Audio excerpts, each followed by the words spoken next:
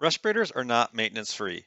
OSHA's respiratory protection standard requires that employers who use respirators in the workplace have a respiratory protection program. As part of that program, the employer must provide for cleaning, disinfecting, and storage of each type of respirator used in that workplace. It is the employer's responsibility to ensure that the employees who use respirators maintain them in a clean, sanitary, and good working order.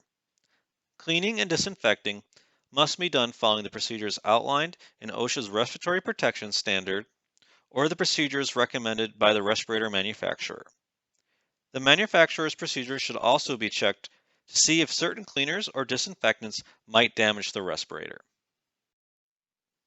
To begin with, cleaning and disinfecting the respirator starts with removing the filters or cartridges and taking the respirator apart.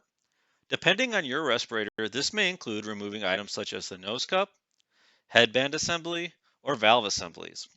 In my experience, this is the step that's most often overlooked. Once the respirator is disassembled, it's ready for cleaning. When cleaning the respirator, wash the components in warm water with a mild detergent such as dish soap, or a cleaner recommended by the manufacturer. Do not clean with solvents. Cleaning with a solvent may degrade the respirator. A brush or a microfiber towel may be used to help facilitate the removal of dirt and debris.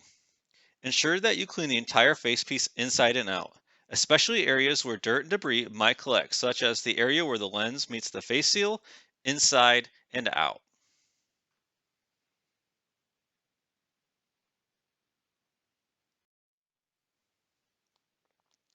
After washing your respirator, if the cleaning solution used did not contain a disinfectant, the respirator should be disinfected.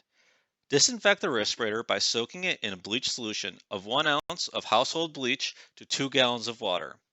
Other disinfectants may be used, such as quaternary ammonia if recommended by the manufacturer.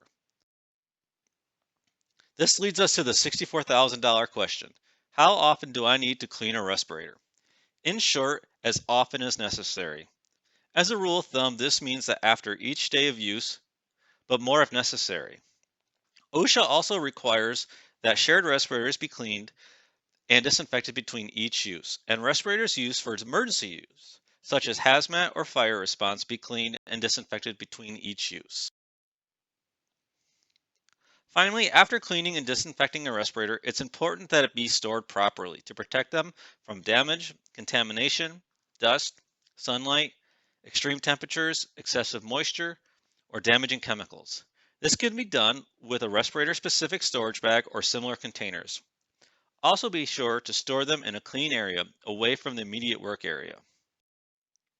And remember, never leave a respirator hanging on machines or equipment, lying on work surfaces, or tossed in a toolbox. No one wants to wear a dirty respirator.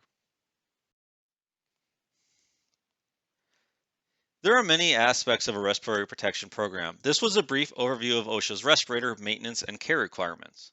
For more information about respirator use in your workplace, refer to the resources on the OSHA website or schedule a free and confidential consultation with WisCon.